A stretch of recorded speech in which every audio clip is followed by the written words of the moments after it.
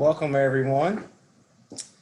We're up to 154 participants, so we will give everyone a few moments to continue to log in and then we will begin.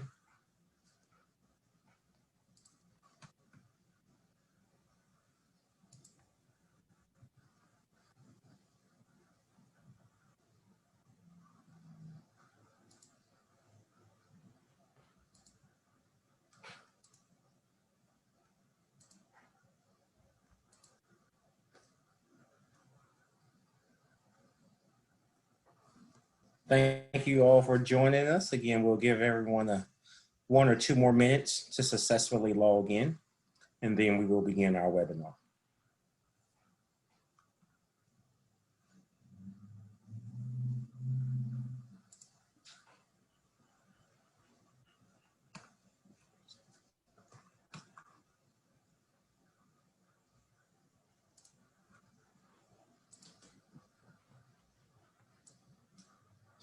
So as you enter, I want to let you know that during the webinar, which is different than Zoom's, you are muted upon entering and you stay muted the entire time.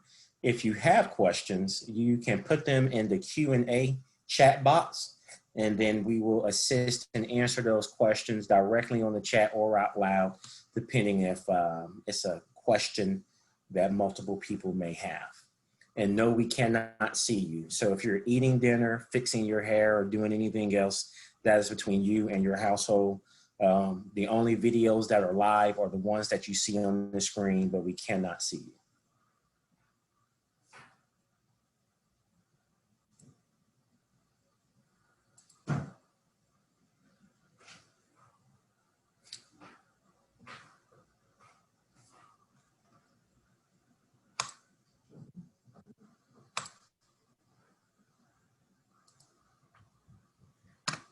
All right. That's 2024.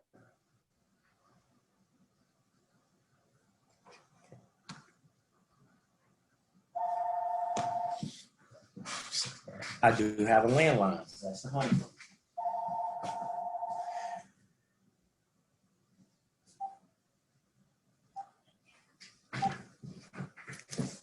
Spring Branch ISD, call out, Linda Buckman. So see, as a parent, I get phone calls too through School Messenger. Don't tell her that I hung up on her though, so. All right, it's 6:03, we'll get started. We're at 201 participants. This is our class of 2024 webinar. Welcome everyone, my name is Ray Morris Barnes, and I have the privilege and honor to serve as the principal of Stratford High School. Joining us this evening on this webinar, we have Miss Carrie Campbell Bishop, who's one of our counselors. We have Miss Megan Hudak, who is our testing coordinator. We have Mr. Jeffrey McCord, who is the 10th grade assistant principal. And we have your grade level principal, Mr. Carl Blaze. Our format for this evening will be, we have a couple of presentations to present to you, to share information with you about Stratford, about what it looks like on the inside, what the processes will be moving forward as far as protocols, schedules, flow, participation in extracurricular activities, and anything that most parents and incoming freshmen have questions about. Our coaches couldn't be here, but they've created a PowerPoint that they've shared, and I will share that presentation with you just to talk about athletics and give you some contact information with that. So this webinar it is being recorded, and once we officially work with putting it on Vimeo or YouTube, then we will post those links so that parents and students can go back and look over the questions that were asked tonight, because we will answer questions at the end, and we will also post a video so that you can review. If you have questions, some of us who are not presenting will answer those in the chat box. And after our presentation, if you have specific questions in the end, then we will answer those as well. So again, I want to welcome everyone. Thank you for joining us this evening. And I hope you get something out of this webinar to kind of put your mind at ease about the start of school at Stratford High School. At this time, I'm going to turn everything over to Mr. Blaze. Hello, everyone. I am Carl Blaze. I have the honor and the pleasure of serving as the 9th grade principal for this class of 2024. Pretty excited about the opportunity. Given the times, this is a great time really to be here at Stratford High School for us to be in position and do everything that we can to support students and also to be able to support parents as we do our best during these days of COVID. I'm going to share just a short presentation, and then we will transition over to Ms. Campbell Bishop. Give me just a moment here.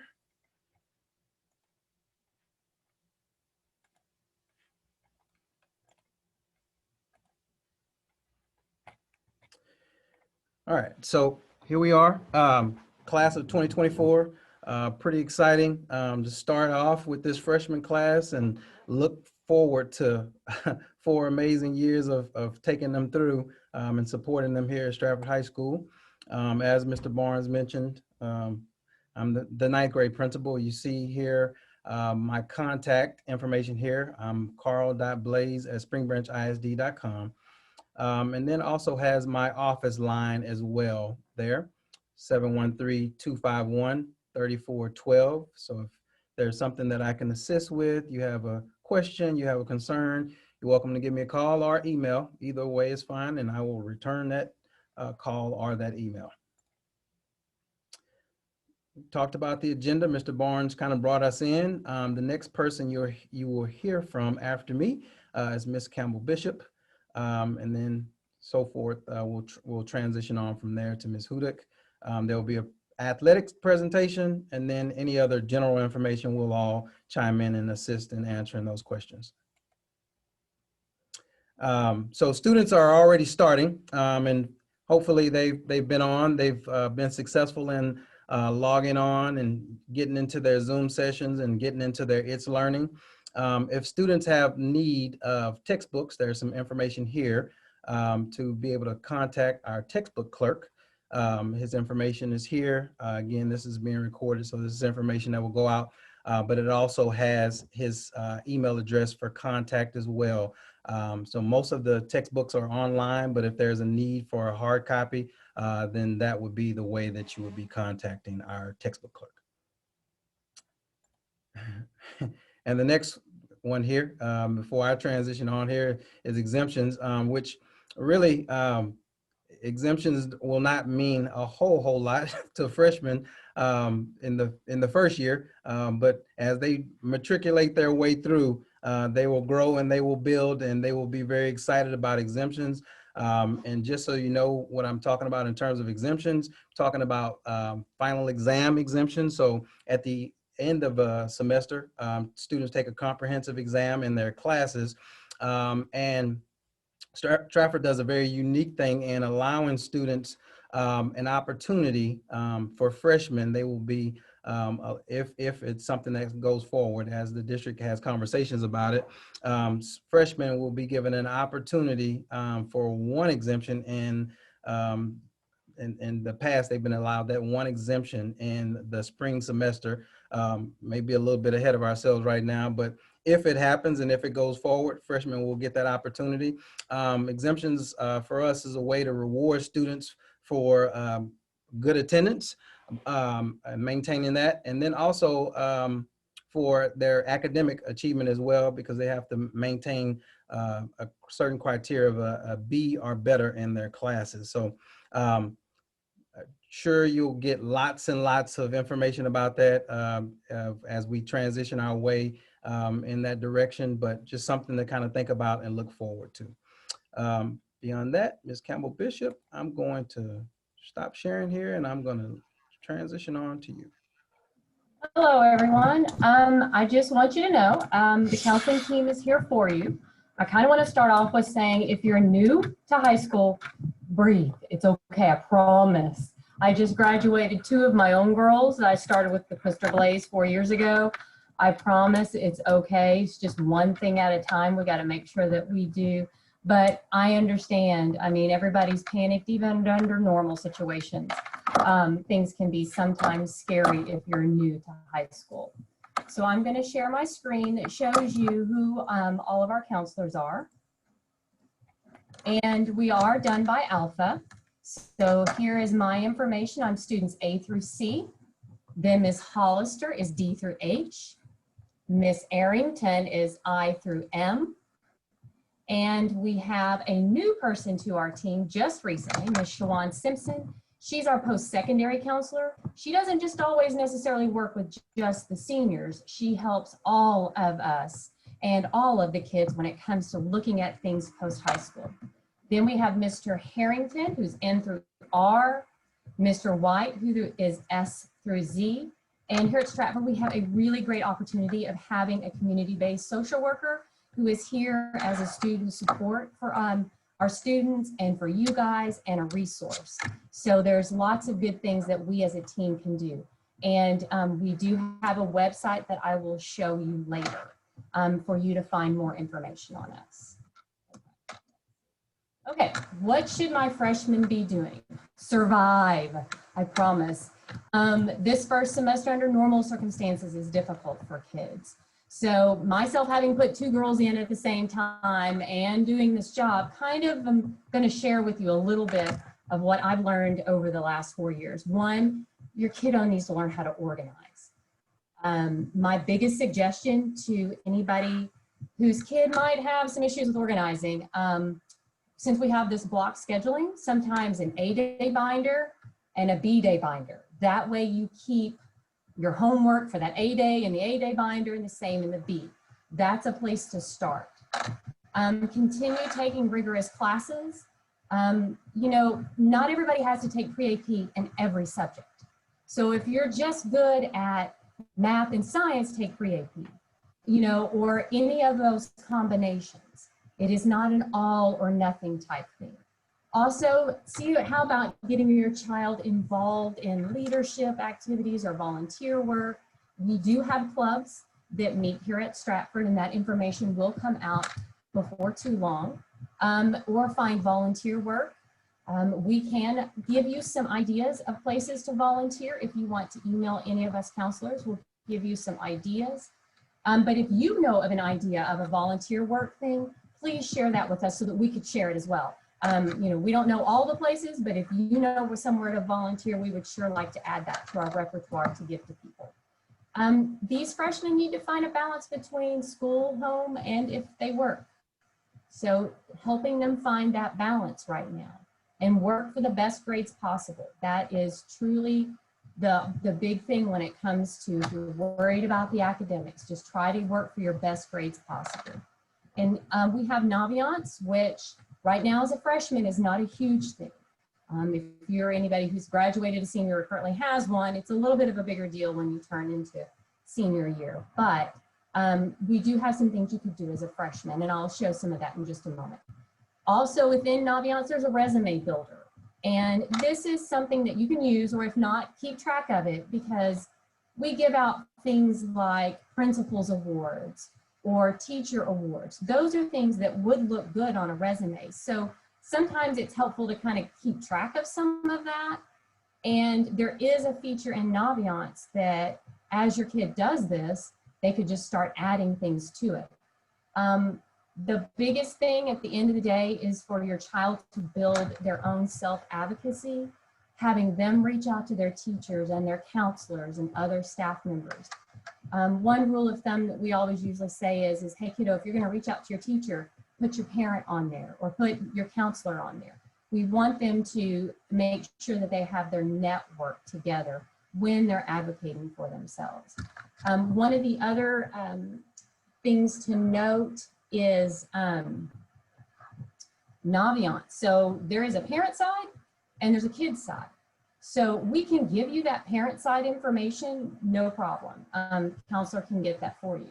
What I have found, even as a parent, to be the best thing is to sit side by side next to my kid and say, open up Naviance for me. Let me see what it looks like. Let me see what you do in it. It just seems to kind of hold the kid a little bit of accountable. That becomes really important when they're seniors because you're trying to see what have they done application-wise. So the next thing would be,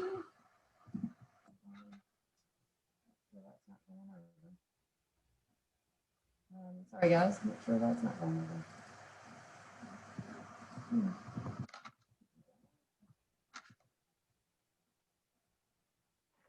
Okay, so that's what Naviance looks like. You can get to it from the Stratford website. It is a single sign-on system, so it is your student's username and password is how they get into that. Within that program, we have other things that you can do.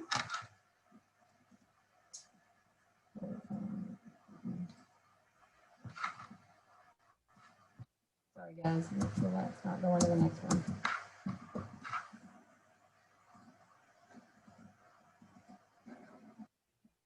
There we go, sorry. Okay, so what can you do with Naviance right now as a freshman? Within there are career quizzes, interest profiles, things that your kid can answer. Some of them are like game format, some of them are just straight up question and answers, especially if your kid is not real sure what they want to do. This is a start. And of course, when we do meet one-on-one with every freshman, at some point during the school year, we'll go over a lot of these kind of things with them as well. But if you want to sit down with your kid and kind of take a look at some of the things that we do have in Naviance to help them start looking at classes, we can, sometimes we can line up classes with their interest and those things like that. So it's a great resource to start with. Here is our actual counseling website. On there, we have tons of information. We even do have it by freshman class. We always kind of recommend that, you know, don't go look at every single tab because it can get a little overwhelming. So when you're looking at things, just start with the freshman tab. There's also a contact us on there if you're not sure exactly, you know, which counselor goes with my kid. We do have that broken down for you as well. And the last thing is we're here for your student and you too. So just don't think we're just here for your kids. We're here to help you navigate. And as we always say, if we're not the right person with the answer, we're going to help you find the right person and get you to the right person. So it is an honor and a privilege again to be working with Mr. Blaze again with freshmen and also to be working with your students. So please reach out to any of us at any time. Thank you, Ms. Campbell Bishop. I want to mention one thing before we move on to the next thing on the slide, Mr. Blaze. Ms. Campbell Bishop just mentioned Naviance, and I am going to speak up from my experience from being a middle school principal and tell you that as a campus, we've got to do a better job of educating our parents on how to use Naviance and all that it can do. We, Trina Morford, who's on this call right now, she can't speak, but she's there. She was our parent liaison at Spring Forest. And one of the things that we were able to do was we hosted different parent seminars on campus. And one of them was she reached out to our district Naviance experts and brought them in. And we did a seminar teaching our parents on how to use Naviance and what it's used for. And it was open to our community. And there were a number of Stratford parents who came to the Naviance seminar.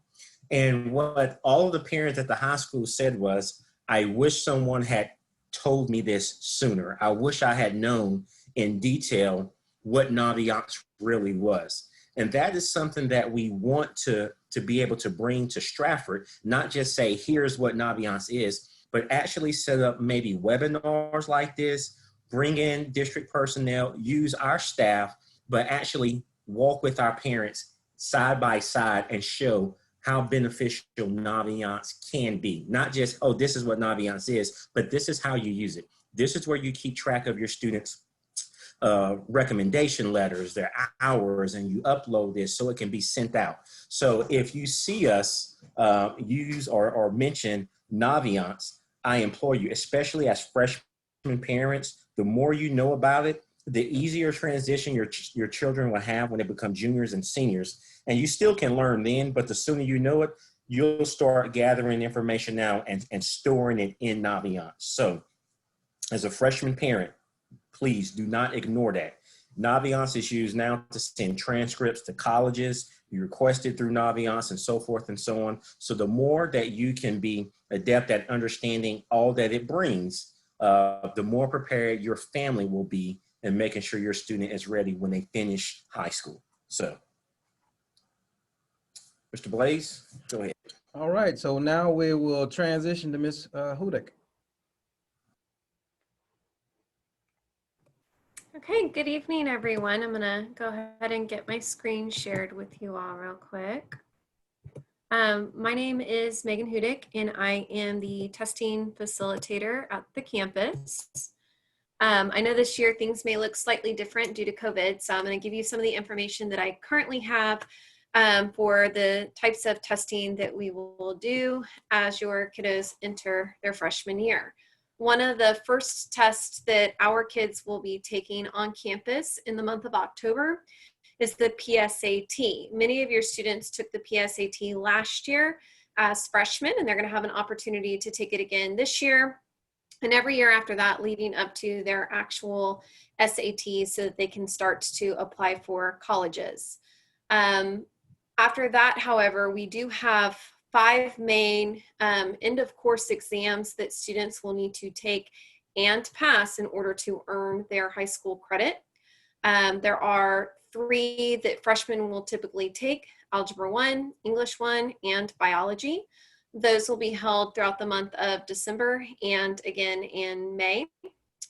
And anytime we hold testing on campus, we're going to make sure that we follow all safety protocols and measures that are put in place.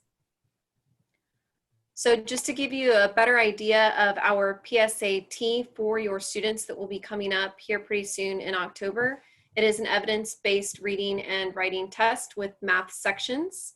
There's a breakdown of the time allotted for our kids to test, and it really does help them focus on knowledge and skills that they are already learning in school. It's really going to help prepare them for college and career readiness. The benefits of this is that it helps them prepare for those SATs that they will be taking their senior years. It gets them ready for college and their career planning tools. And it also helps them kind of see which type of advanced placement courses they would be ready to take once they get into those upper grades. If you access the College Board website, there is plenty of information that you can go through and look up. I mentioned earlier those end of course exams because those are really important. And as I said, high school students must take and pass certain required EOC's assessments to graduate. Much like the STAR test that they were taking in middle school, it's the same concept here. They have 5 which they will be taking. Those are English 1, English 2, Algebra 1, Biology, and US History. It covers the Texas Essential Knowledge and Skills, which is our curriculum standards for our state. And it's designed to make sure that your students are excelling at what they've learned, that they have mastered those things, and that they're prepared and ready to go to college and to careers. If your kids have already taken some classes in middle school and had those EOC assessments and they scored high enough, then that's actually going to count towards their graduation requirements. And then coming soon, you will be able to find information about testing and accommodations for testing on the Stratford High School website on the Academics tab. That's really all I have for you as freshman parents. But if you have any further questions regarding testing, please feel free to contact me. Again, it's megan.hudik@springbраnchisd.com. So what I will say about testing is we, as a campus and as a district, we've had a lot of preliminary conversations about the PSAT test. And since March, all testing in Spring Branch has been shut down. So campuses have not been administering any tests. But our plan and our goal, if we are able to do so, we are preparing to try to offer the PSAT in October. Now that information has to go through senior staff. It has to be, shared through the board. And right now, honestly, we're just trying to get to the opening of school on Tuesday. So I would imagine as soon as we can get through September 8th and that week, we will have more information to share with you about what that testing will look like for the students that's in ninth grade, for the 10th through 12th graders. What is that? What happens? What happens if you're in person? What happens if you're virtual? Can you still take the test? So our goal is to administer the test to all the ninth graders and accessible to them, but all those minute details are being worked out. And so our purpose in sharing this with you is we want you to know that as a campus, if we can do so in a safe manner and offer it to every student, we're going to put our best foot forward to make that happen.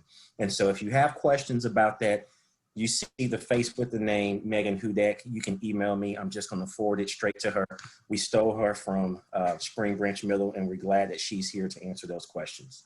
So, all right, Mr. Blaze, who's next? I think next is athletics, so it's you. So it's me, got it. All right, that's fine.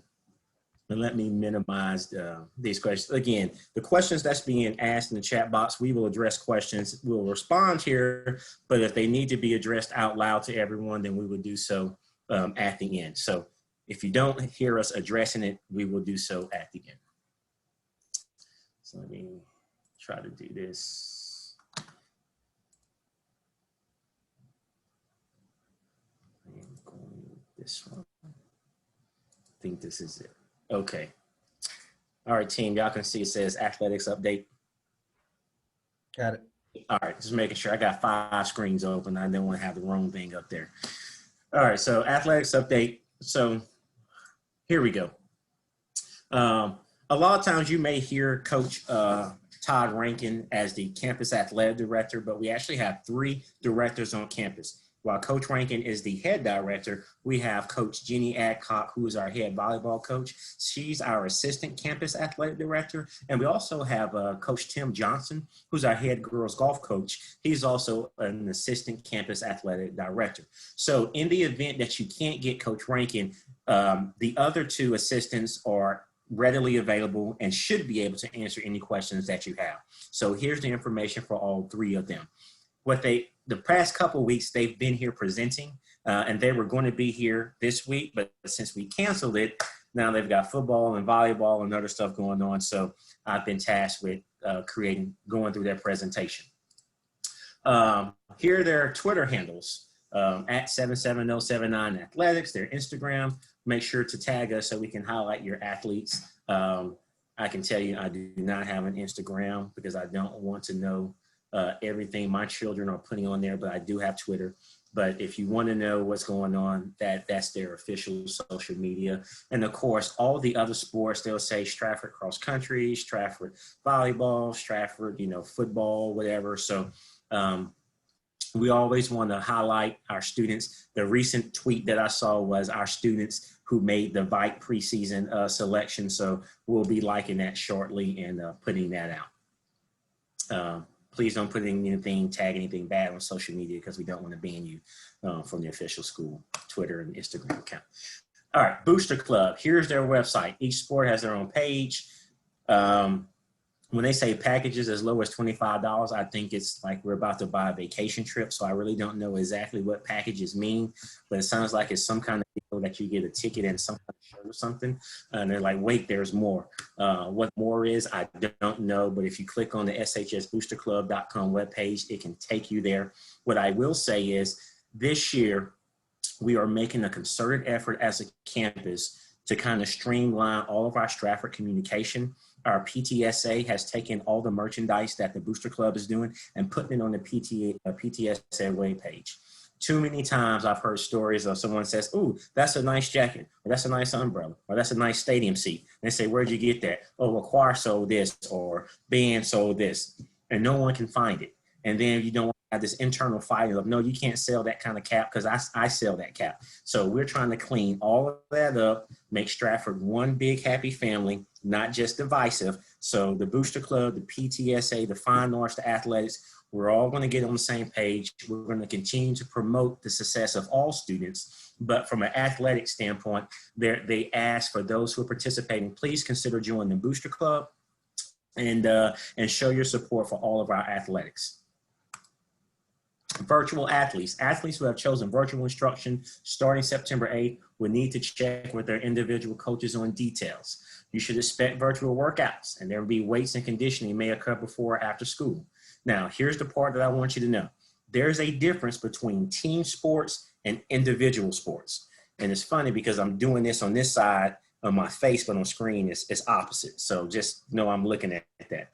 And saying that, if a student is in an individual sport that pertains to something like a tennis or a golf and they're virtual, they may still be able to compete with the team because they can do their type of workouts by themselves. So coming up to campus, it might look different for someone who can do so individually. However, when you're on a team sport, there's issues that can arise if you don't participate. If that team is practicing during the athletic period and you're not there, you're missing a significant time or portion of practice.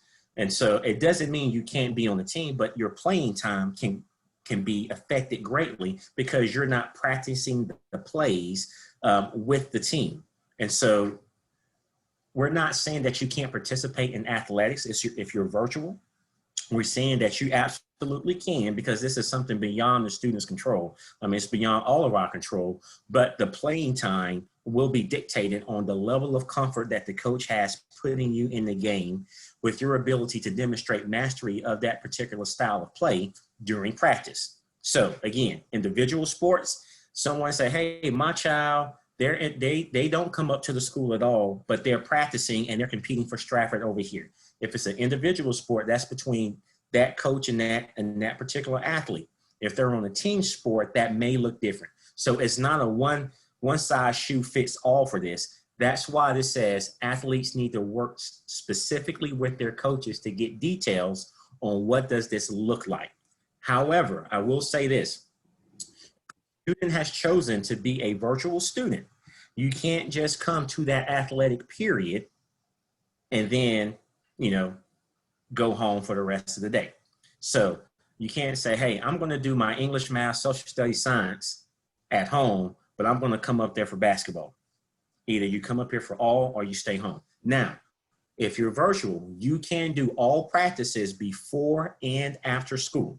So even if athletics is that last period of the day, you can't participate until 3 o'clock, and then you can join in with that team. So I want to clarify that for everyone, just so that you know when it comes to virtual athletes and in-person athletes. And I honestly pray this is the last year that we have to deal with a virtual or in-person student of any kind. COVID-19 protocol is different for different sports. But I do want to let you know when it comes to the weight room, when it comes to the locker room, kids are not going to be allowed to just go congregate all at one time.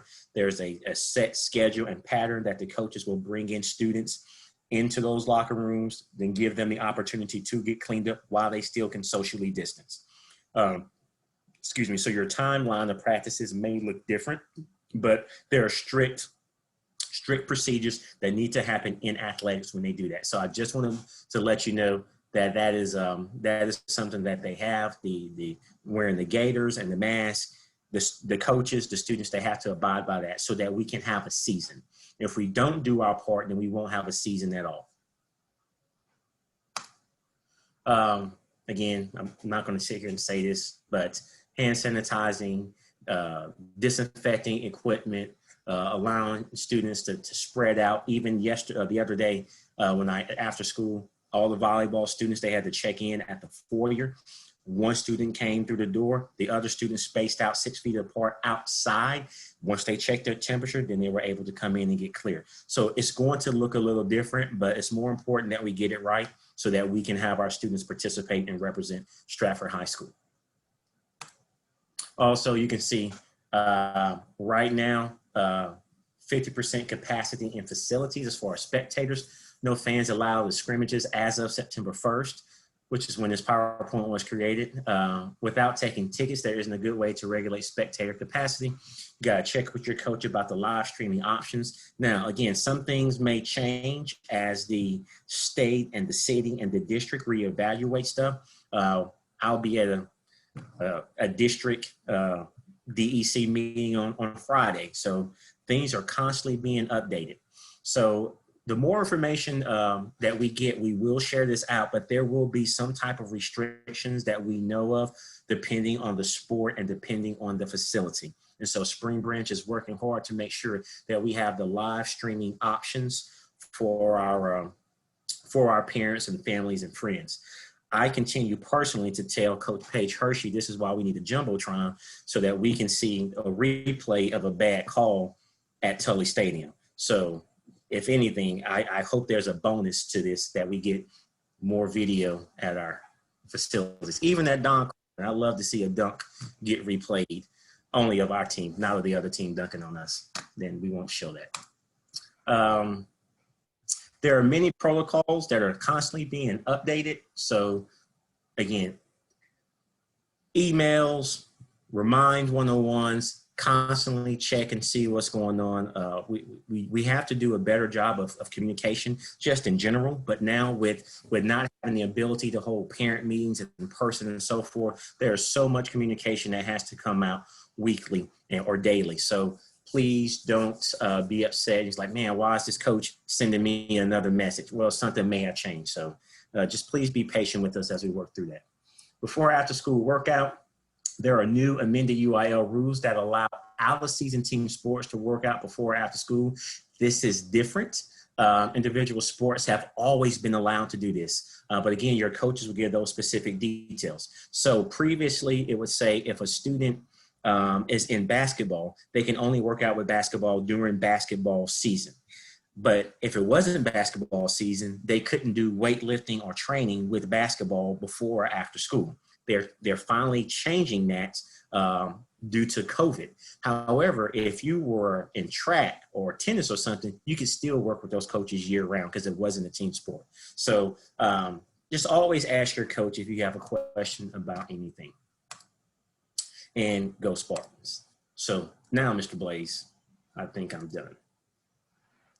I think that concludes all of our presenters. Let me make sure here.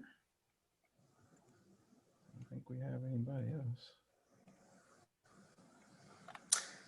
Okay, so if y'all don't have anything, I'll just start and because you know most parents on here, they have questions. How big is the freshman class? What are the protocols? How close is this person going to be next to my kid? Where do they go? The typical questions. So those are the questions that people really want to ask. And they're like, okay, thank you for telling us all this, but now can you answer the questions I came to this webinar for? So in general, and I'll just say this, and then Jeff, I'll let you start going through some of these questions, but I'll just say this, because maybe something that I'll say will address some of the questions that the parents have. So the first thing, as of today, there are 532 class of 2024 students. So that number could go up, that number could go down. So that's where we stand.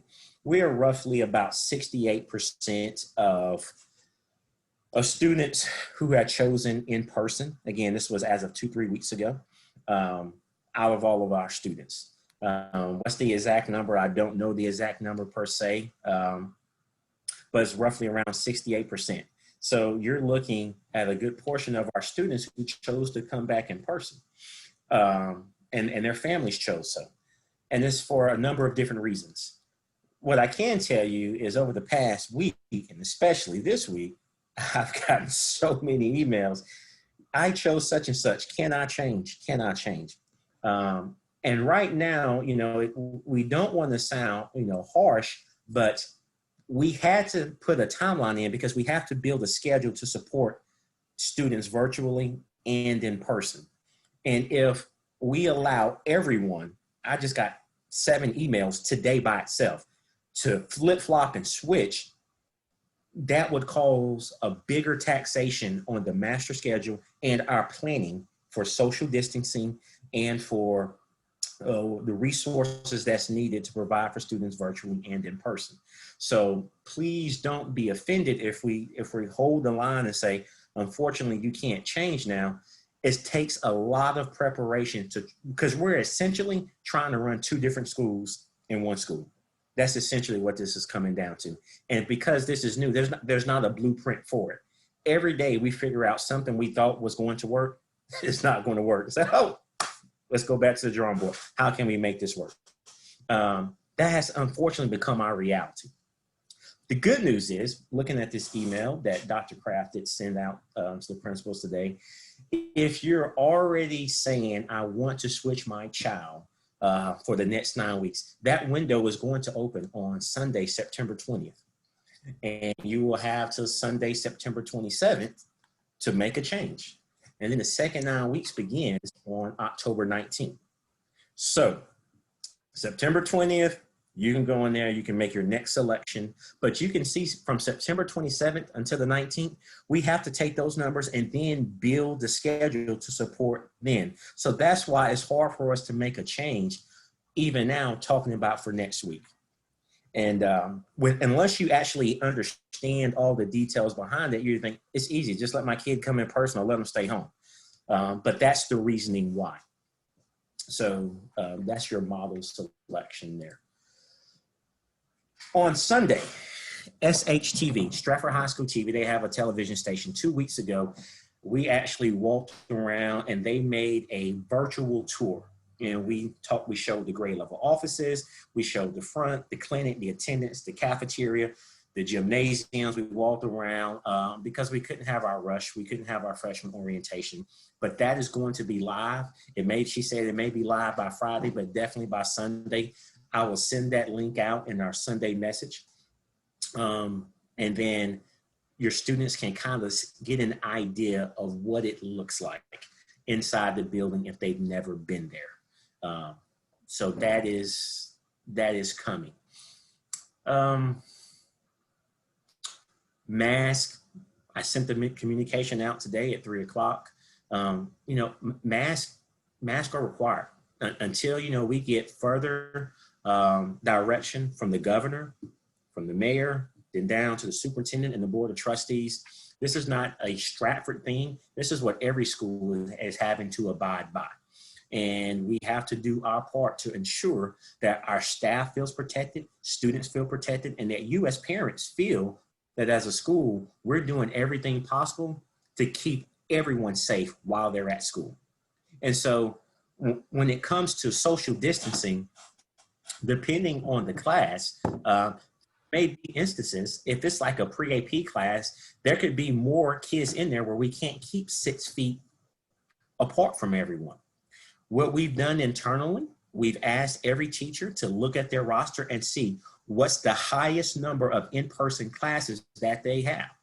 Because if we have a class that has 35 in person, not that we do, but if we did, if we know that in advance, we can see where else is that class being offered so that we can try to balance that class out so that we can maximize social distancing.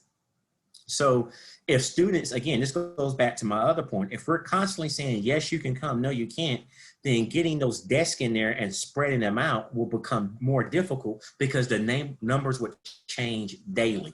So while we can't promise you that there will be 6 feet at all times, we are doing everything we can with the information that we have now to ensure that when possible, we are maximizing social distancing. And if we can move kids to different classes to lower that in-person number, then we will do so. So I just wanted you to hear everything that we're doing behind the scenes. It's not, oh, no, we can't promise you that, so we're not going to try. Today, we put all of our degrees together and we took red painter's tape and we went down the hallways and we made a neutral zone so that when students walk down the hall, they'll know you need to walk to the right side of the tape. So you stay out the middle of the hallway. So we spread all out. We still need to go get about 20 more rolls of red tape. Don't tell Travis Stanford, our associate superintendent of the building, because I don't want him coming and checking to make sure that my tape is okay. I got it from the district, so I'm just going to say it's fine. But that, again, that is an effort of us to try to ensure that we have the proper traffic flow down the hallways, putting signage up, making sure we have staff in position that students know these stairwells are up only, these stairwells are down only. And that is part of the staggered schedule. So you have smaller numbers so they can see what it looks like. They can hear and see and feel what safety measures look like in the high school setting. So that will happen. We have ordered extra picnic tables to set up behind the school. We've purchased 9 tents as a campus to make sure that there is shade for students so they can spread out. So if they're not sitting in the courtyard, if they're not sitting in the cafeteria or the snack bar, and if it's not a heat index of 118 degrees, they can actually go sit outside and socially distance and spread out. So anything we can do to maximize the safety of all of our students and staff, we're gonna put our best foot forward. Students will not be allowed to actually go to the water fountain and press and drink. If you thought it was bad back when it was elementary and you would see some kids put their mouth on it and you never wanted to drink it, I mean, I would see that and I would never drink from that water fountain again. We can't even get anywhere close to that now. So those will be wrapped up. There will be the water filtration bottles. So we're asking kids to bring their bottles. It's not like middle school where we said it had to be a clear bottle. Again, if there's nothing offensive on there, you can have your bottle, you can have your swell. Just make sure that it is school appropriate, whatever you're drinking, and then use that bottle. Now, as a campus, I've already put in the order for 1,000 plastic bottles to have for students who don't have their own bottle, and it can be theirs to keep. We also have pallets of water so if a student doesn't have water, they can get a bottle of water. Now, I'm not going to have a cooler of water on every hallway because kids will just grab water just to say, because they see it. But I want you to know that if your child is thirsty, there's ways that we can give them a disposable water bottle or give them a reusable water bottle that they can have in the event that they don't have their own. So that's something else that we're doing. Okay, Jeff, let's do this. Take me through some of the questions that we've had from the top that you think people need to hear out loud, and anything that I need to answer that I haven't answered, I'm ready to do so. Especially, right. There's a couple of questions. This may be for Carrie. I don't know, regarding Naviance and just registration and access. So there's been 2 or 3 about Naviance and how to get onto that site. Sure, I'll take that. So, yeah, I can definitely answer that. So there's a couple of ways to do this. You can email your counselor, your counselor, and we can give you that information. It is typically using the email address that you gave in Skyward.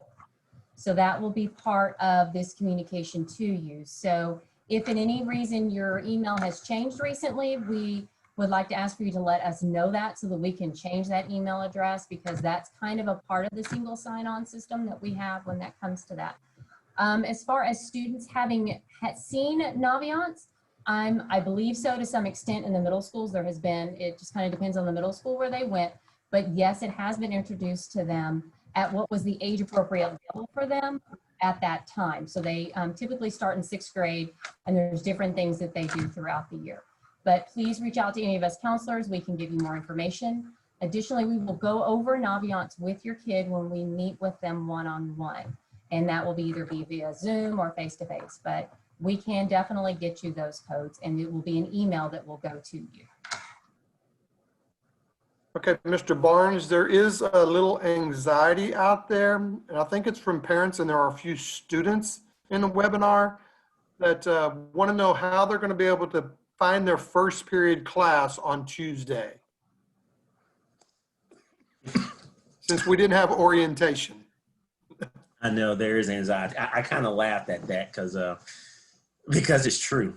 Sometimes the parents are more nervous than the kids. Yeah. I promise you, we're not going to say, you got 5 minutes, find your class, get ready, set, go. It's not going to be anything like that. We have to anticipate, even in a normal year, that first day, it can be like a deer in the headlight. Even the students who don't act like a deer in the headlight, who are trying to act like they're cool and don't want to admit that they're lost, they're still lost. So we will have staff available. Ask kids, hey, have your schedules, have it with you. We're going to be spread out on the first floor. We're going to be spread out on the second floor, the third floor. We're looking at schedules, and it's going to be like that. The good news, by having a smaller number in, we will be able to kind of hopefully manage that without feeling overwhelmed as staff. Hey, this is where it's going to be. English classes here, you know, on the 3rd floor. Math classes, 2nd floor. I mean, what's your number? Great. You got this teacher, come in, make them welcome. And it's going to have to be a repeat thing, because someone's going to be on the 2nd floor and be like, oh man, I'm supposed to be on the 3rd floor. It's going to be that way. So it's going to be a lot of talking, a lot of engaging, everyone wearing masks as we're going to be talking. But we will slowly make it happen. So I promise you, your kids are not going to be penalized, tardy.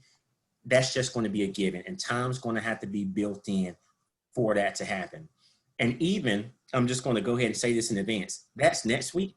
But when all the kids return in person, it's going to even be even more critical that we're patient, because now, while you're trying to navigate it when the halls are not as busy, when it's really busy, and especially when you're a freshman, it can be confusing. So we'll have signs. If you're asking, can you come in and walk your kid to class? No, you cannot do that. Your child probably doesn't want you to do that, but you're not allowed in there. But I promise you, we're not going to have anyone yelling at them and saying, you should know where to go. Nothing like that. We will make sure that we are very attentive and receptive to new students on campus. I promise you, parents. If your child has a bad experience on their first day, somebody yelled at them and was not nice, email Mr. Blaze. Let him know, and he will definitely deal with that. If you can't get Mr. Blaze, we'll definitely have a conversation. And also just make sure, as we're talking about anxiety and other things on the first day, just make sure, sometimes freshmen are taken advantage of. We do not have a 4th floor. We do not have a pool on the 4th floor. There are only 3 floors. So 1st, 2nd, and 3rd floor. There is not a 4th floor. There is not a pool on the 4th floor. That happens to freshmen every year. Several questions. Here's another just a logistic is drop-off lines, you know, as far as carpools, where they drop off, and what would be a good time for them to report to school on Tuesday. all right, so in today's message, I am not planning on sending a message tomorrow unless something happens. I know I sent one Sunday, I sent one Monday, and then I sent another one today. I promise you, I'm going to not, if at all possible, send anything. But I talked about parking, and I talked about dropping off in today's message. Parents should drop off in the front of the school. That's on the Fern side, directly in front of where Don Coleman Coliseum is. That is the parent drop off. The south side lot is for student parking. So parents should not be coming into that parking lot and dropping off and leaving, because you actually run the risk of running into students more. So please make sure you come to the front.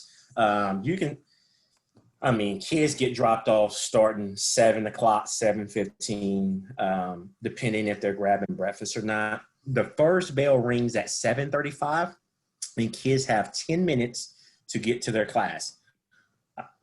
I would anticipate if you shoot for 7:15, I think that's a fair enough time for your kid to come in, get settled, kind of figure out where their 1st floor is, 2nd floor is, see their friends, give them an air hug.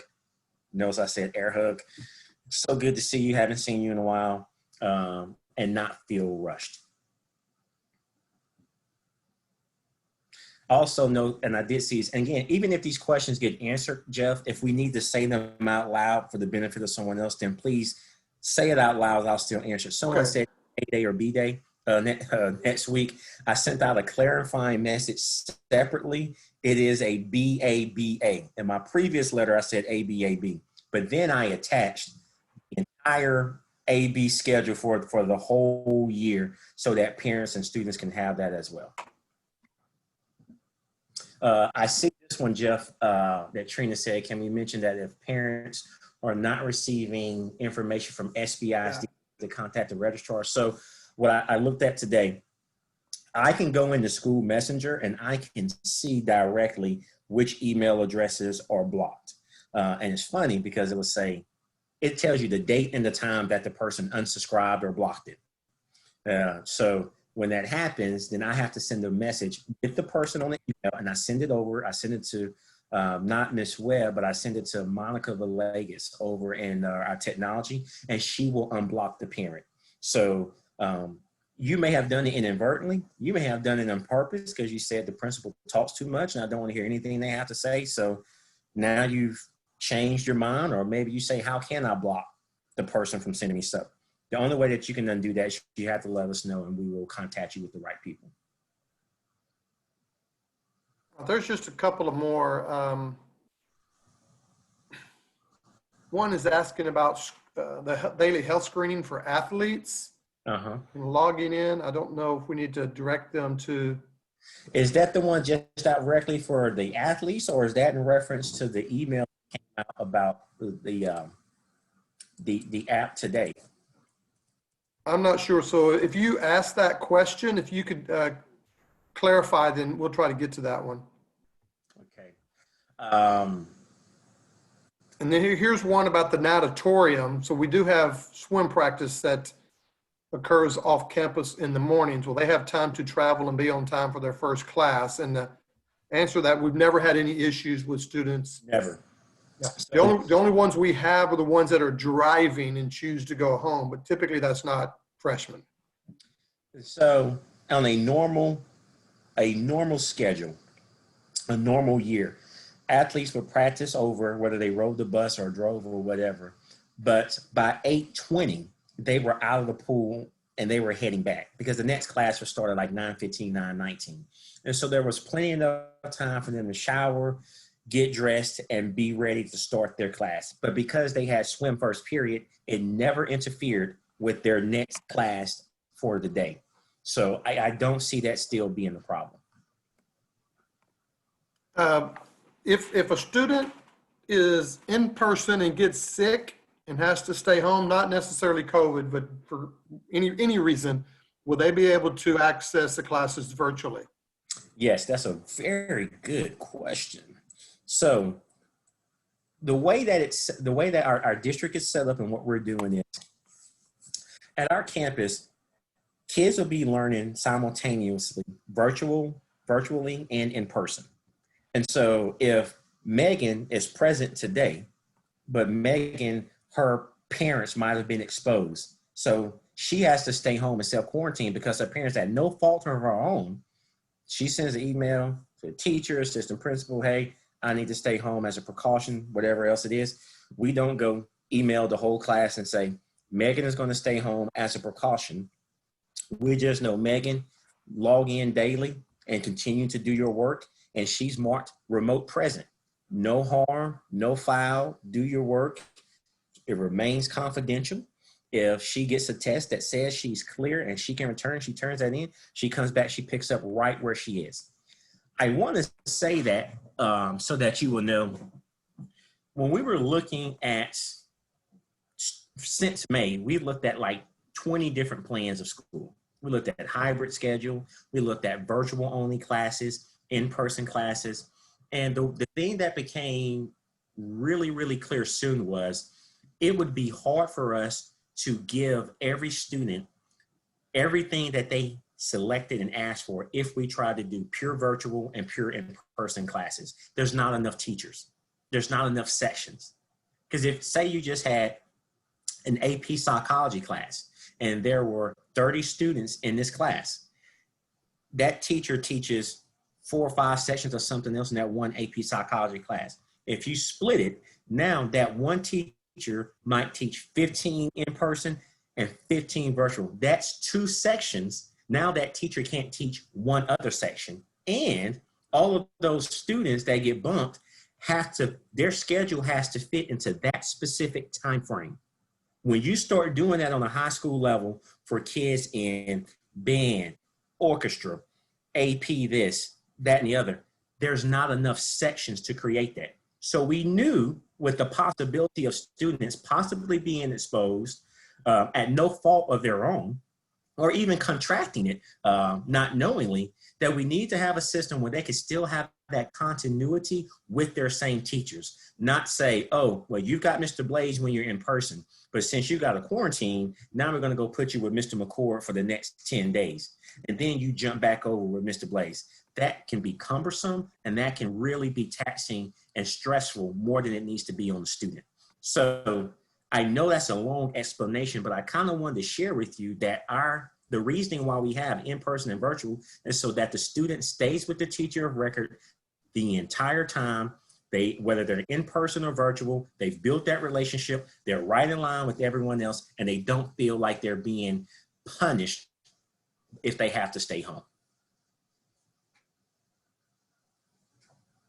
Okay, there was, I think we did that. Oh, lunches. Are parents No. allowed to drop off lunches? Nope. Done. Lockdown. Not happening. Yeah, unfortunately, with all of what's going on with COVID, we are limiting the amount of interactions and people that are coming on campus, and that's for the safety and security for all of our teachers and students and for our community as well. So just in terms of the lunches, that brings a lot of traffic back and forth, and given our custodial staff has to clean and disinfect things throughout the day, we're just not going to be able to allow that. So that's going to be a no, Jeff.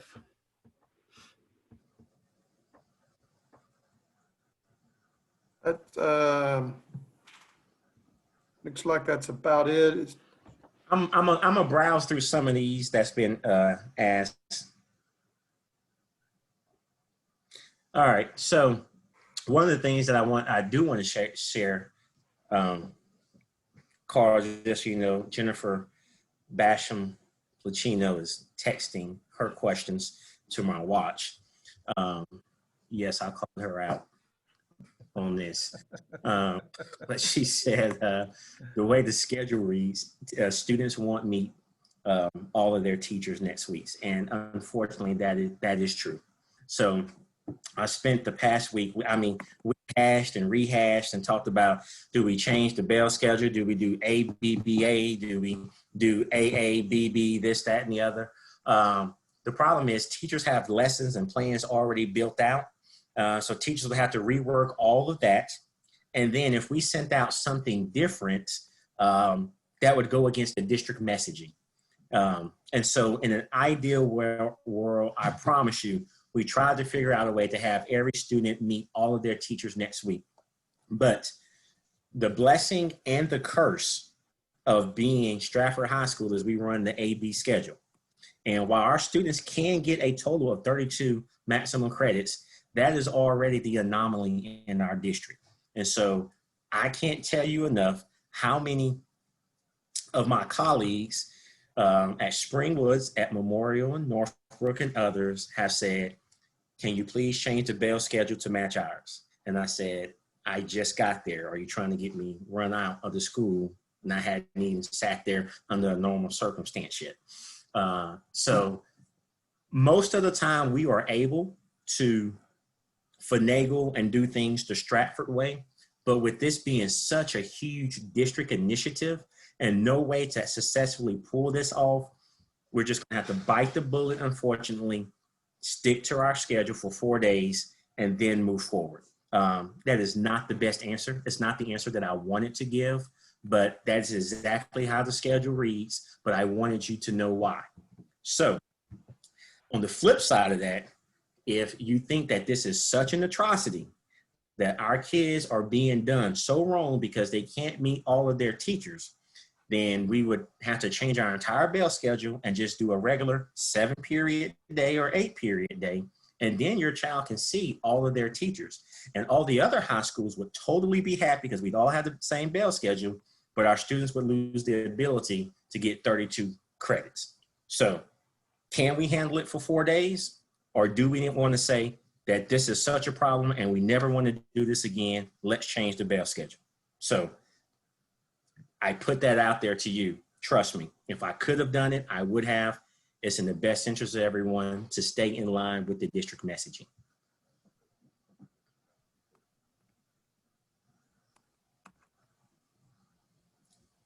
let's see. No, if your child is in Algebra 2, nope.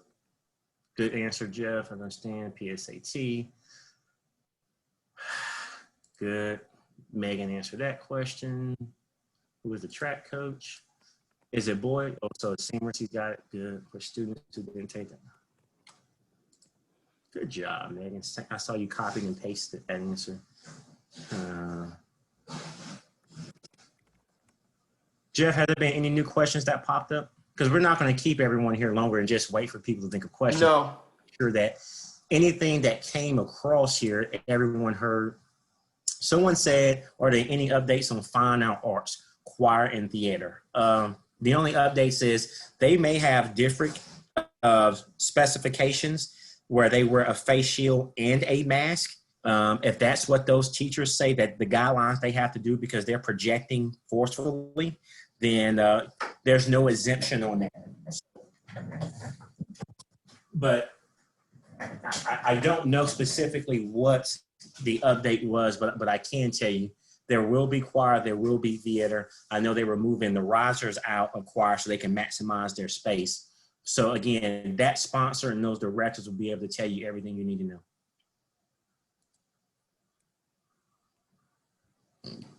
Okay. Where do they go on their first day when they arrive? So at 7:35, again, that is when the bell is going to ring and students will begin to move. And your child more than likely will just go with the flow. But they will need to look at those numbers and see, is it a 200? Is it a 300? Because that number is going to correlate with what floor that is on. And we will be able to tell them then. Again, we'll have different staff members spread out in the cafeteria area. And we'll be able to tell them so that they can start moving if they want to get closer and kind of find out where they need to go. Could you give us an idea of how positive COVID cases will affect your ability to remain open?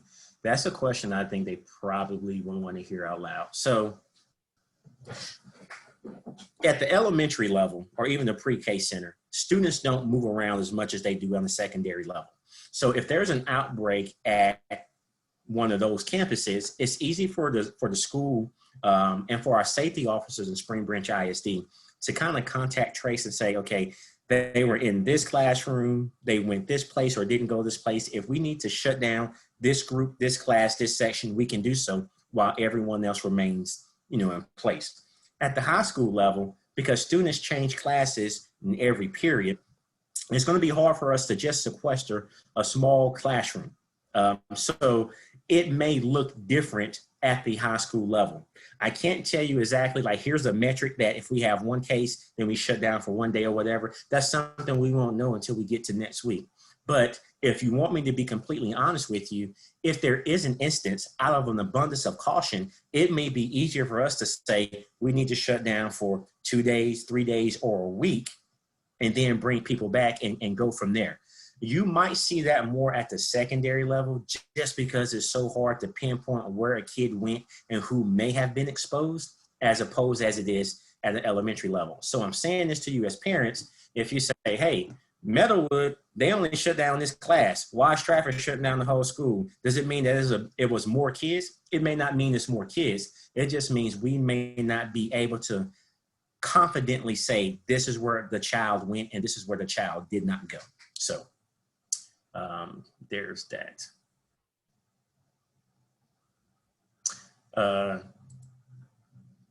Someone said to Ms. Hudak, and I'm saying this because when we respond, those are private answers, so everyone doesn't always see those answers. So that's why I'm saying it out loud. A parent asked Megan, will the freshman need to register for the PSAT? And no, we do that as a school. So you don't have to do anything as parents.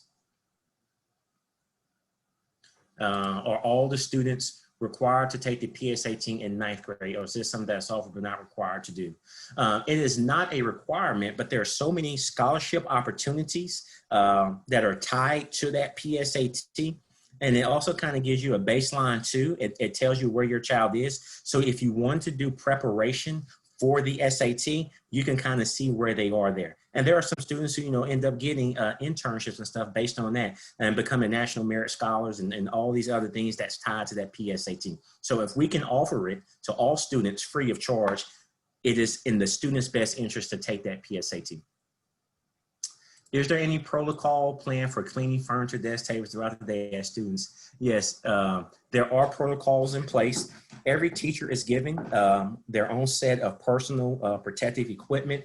It is for the teacher, but it's also for the classroom. And there are wipes available in every class. So even if the student before cleans their desk, if a student says, hey, I just want to be sure and I want to clean this desk, if they want to grab a wipe and clean it, they don't have to bring their own wipes. We will have it in there for peace of mind. You know, my son probably wouldn't want to, if he said his sister cleaned something, he said, no, I'd rather do it myself because I do a better job cleaning than she would. So he'd probably get a wipe and clean it. So those will be available for the level of comfort. If a student wants to clean a desk, just to make sure that it's clean when they get in there and not rely on someone else to clean it, then they can. As far as the campus goes, our custodians, our district has a specific protocol in place to thoroughly clean each student up to the CDC standard at the end of every single day before the start of the next day. And that will happen in the restrooms, common places, and in the classrooms. But again, we know sometimes people want to see it and touch it themselves, and that will be there for the teacher or any student to use to their level of satisfaction. So, nope, water bottles do not have to be clear. That is a middle school thing. And when I spoke with my middle school colleague about that, I said, here's the perfect chance where you can say we're not using clear water bottles. And he said, we're just going to say if you have a water bottle. So hopefully the middle schools change that too. Yes, it will be available. They will be doing those classes simultaneously. So when your student's in class, in person and the teacher is Zooming, the screen is not on the other students. The screen is on the teacher. So if the student is Zooming into the class, they won't see the other students. But if the teacher put them in groups or said, hey, let's work on this Google platform together, they could do something of that sort. And so the students in person won't be Zooming right there because they'll be echoing and all other kinds of stuff. But the students will see the teacher and see the teacher screen, but they won't see the students in the classroom.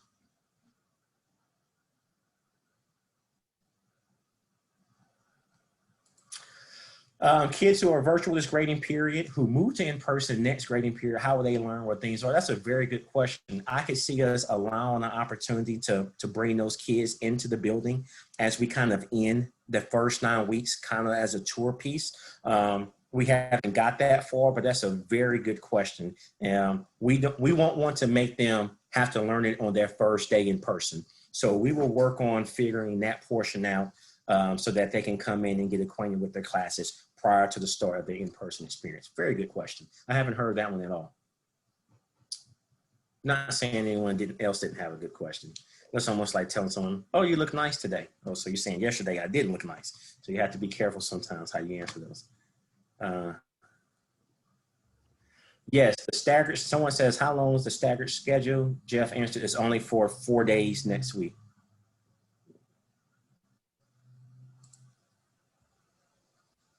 Correct. Student tours, that answers that other question. We got a lot of information about athletics. When will in-person rehearsals and performances be permitted for fine arts? Will remote students be allowed to participate? So as the guidelines change based on the CDC, the state, and the district, we have built schedules for in-person performances starting in the spring, some late fall. And so we put them on the calendar in the hopes in the event that they can take place. We didn't want to say, oh, it's not going to happen, and then it can, and it's too late to scramble. So every team, every department, every group, theater, arts, choir, they all have performances scheduled for the fall, the winter, and the spring. And if we don't get to one, we're still going to plan for the other. I also saw earlier there was a question about homecoming. There will be a homecoming game that is on the schedule. Actually, what I did was we picked we picked the date, and then I picked the second and the third date as backup in case you couldn't do that. So there's in pencil on my desk and Coach Rankin's desk, there are 3 homecoming dates. So the thing that probably won't happen is we probably can't have a dance right now. But say there's a vaccine or something that happens in the spring, maybe we can do the homecoming dance in the spring. So we're going to have to think differently about this. So anything we can give to students, we will give to them.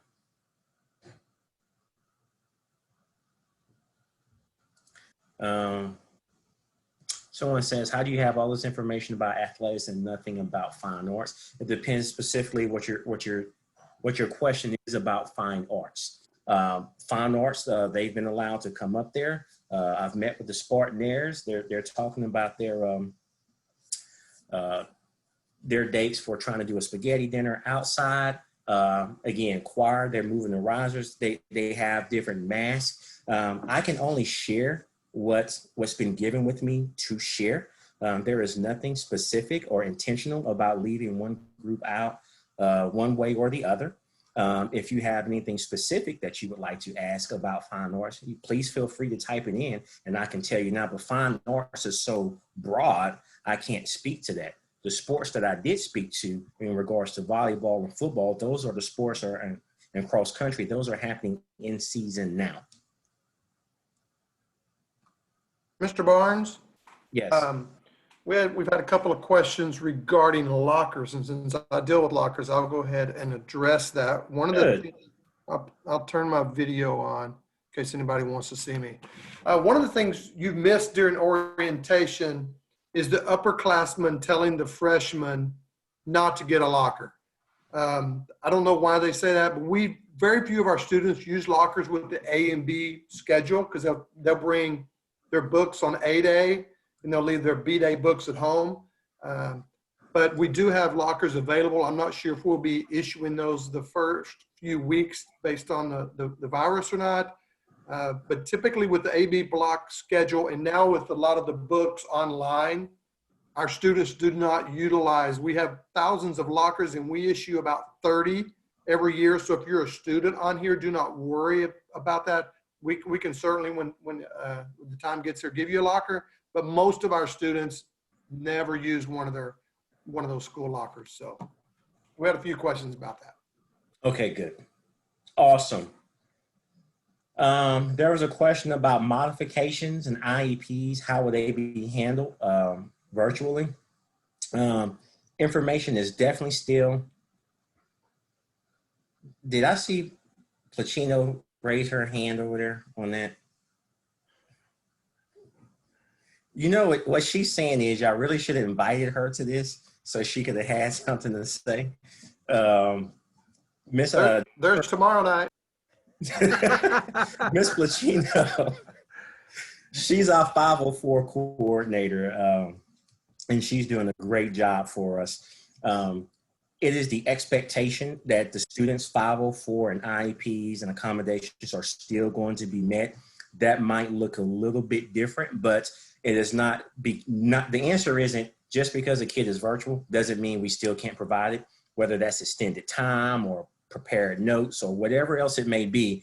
Those are committees and 504 committees. We will be having meetings and information will be sent out directly to parents in specific to regards with that. And what I would say is if you have a specific question about that, send it to the grade level principal. They'll connect you with Ms. Turner or Ms. Basham Placino, and then they'll be able to tell you specifically about your child's 504 accommodations or IEPs. Mr. Barnes? Yes. One of our parents said that there was some great fine arts Zooms and webinars last week with the information. So maybe we can find how to access that and then push it out to the freshmen so they can access that the webinars at the fine arts group. You know, so the thing that's different, which I'm trying to streamline, if you heard me say earlier in this presentation, Stratford has had a lot of body members kind of doing their own thing. And that type of information, in the perfect world, that's something that I would have loved to be able to put in like a Sunday letter to say, hey, here's choirs Zoom this week, here's this what's coming up and this, that, and the other. our system is, we're not there yet. I'm just going to tell you, it's not there where everyone speaks to everyone and says, this is what we're doing and this is where our information is. But our goal is to make that happen so that we know when there's webinars, we know when there's Zoom meetings for different groups and different departments, and then we know what they're saying so that we can say the same thing. So what I would say is if they had that Zoom, I would say to them, did you record it? Where did you put it? So that any parents who could not attend it, now they can go and see the information for themselves. So unfortunately, that didn't happen. But if you have a question specifically, email Mr. Blaze about the fine art stuff and he will get you to that director or sponsor so that you can have that information about your specific fine art program. I'm sorry that we didn't have that information with you here tonight. Thanks for the plug. Hey, anytime. If a student chose in-person learning and needs to stay home for some unforeseen circumstance, do you need to inform SHS? Yes, you can reach out to your, it said if a student chose in-person learning and needed to stay home for some unforeseen circumstance, does a student need to inform SHS? Yes, email Mr. Blaze directly. If he needs to get that information to your teachers, then he will. No, backpacks do not have to be clear or mesh. How long can students take classes virtually? Actually, according to TEA, that is supposed to be available all year, that students' parents have the option to take their classes virtually. That is why, as of now, in the Spring Branch plan, we give our parents the opportunity to choose in person or virtually each 9 weeks.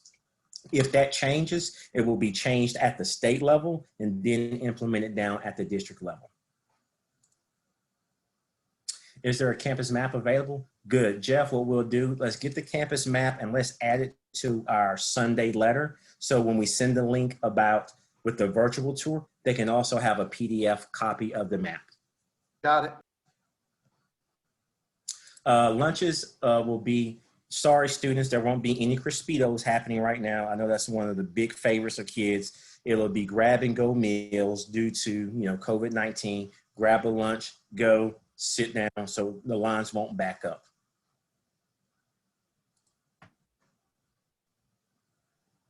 Okay.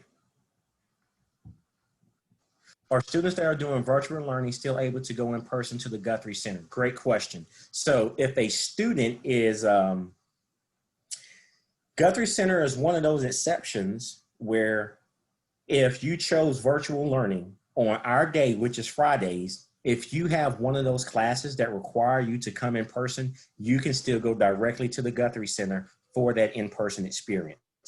However, we don't have any classes at Stratford where students can come for that class only and then return. But at Guthrie, the answer is yes for that virtual, on that in-person day. Okay, now I went through all of those answered ones. Team, are there any other questions that we did not answer?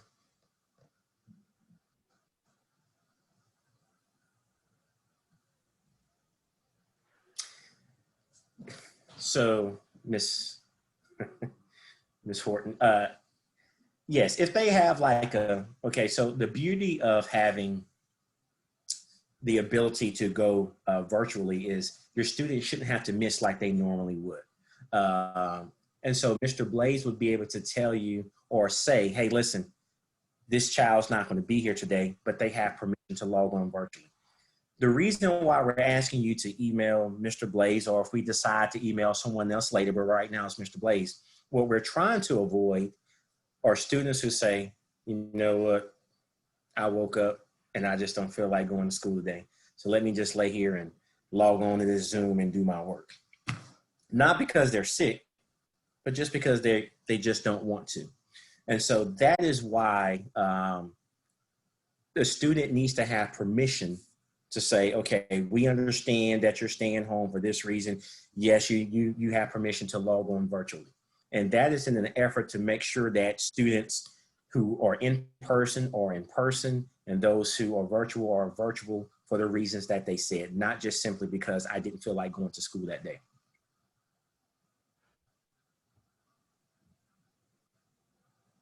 For the students who are virtual learners and are going to the Guthrie Center in person, we provide transportation.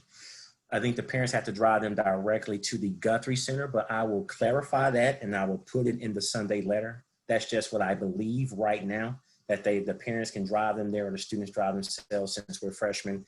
Hopefully freshmen aren't driving themselves yet, but I will definitely clarify that. That's another great question. For a person that will be doing in-person, will a bus run from Guthrie to Stratford as in the past? Yes, there are buses for Guthrie Center students in persons for them to take.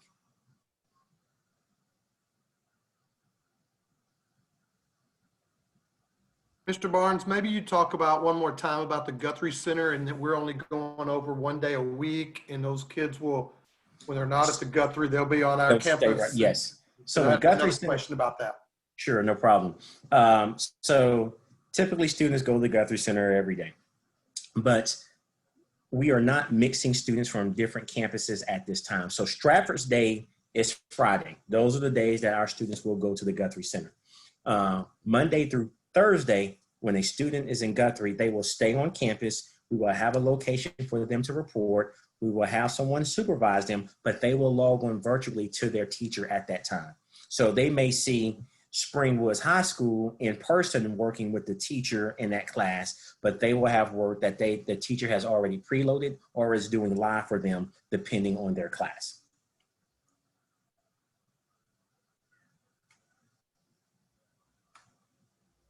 Any student who needs to be at Guthrie for first period, they need to be at campus no later than 7:30 because the first bus leaves at 7:35 and the second bus leaves at 7:40. All right. So that looks like that's it. I want to say to everyone that's on here, I appreciate every single question that you all ask because these questions help us think about things that we have not been able to think about or haven't thought about for various different reasons. We surely wish that we could have had this conversation in person in a nice auditorium and done a tour at the same time and answer your questions. We know this might look a little messy this year, but you know, we appreciate your ability to be flexible and to be understanding. No one has any intention of leaving any student, any family left out in the cold this year. It is our intention, and we will give our very best effort to make sure that all students feel like they're a part of the Stratford family. If there's ways that we can improve, let us know. We'll work on it. And if there's nothing else we can do, then I will just flat out say, we've done all that we can. And unfortunately, there's nothing more we can do about it. But it's a taxing situation. And it's very scary, especially for students who've never been in high school, that they have to start their high school year in the pandemic. But I promise you, Ms. Carrie Campbell Bishop, Ms. Hudak, Mr. Blaze, Mr. McCord, and the rest of the Stratford staff, we will make sure that we welcome every student, and we will do our best to make sure that they feel like they are not missing out on the Stratford High School experience. If you have any questions that didn't get answered, please send those over to Mr. Blaze. He will do his best to respond to you as soon as possible. That is carl.blaze@isd.com. If you can't remember that, it was on the beginning slide, so. Anyway, thank you all. It's 7:28. As I said last week, I would normally say be safe driving home, but you're probably already home. So enjoy the rest of your evening. And thank you for being a part of Stratford America. Have a good night, everyone.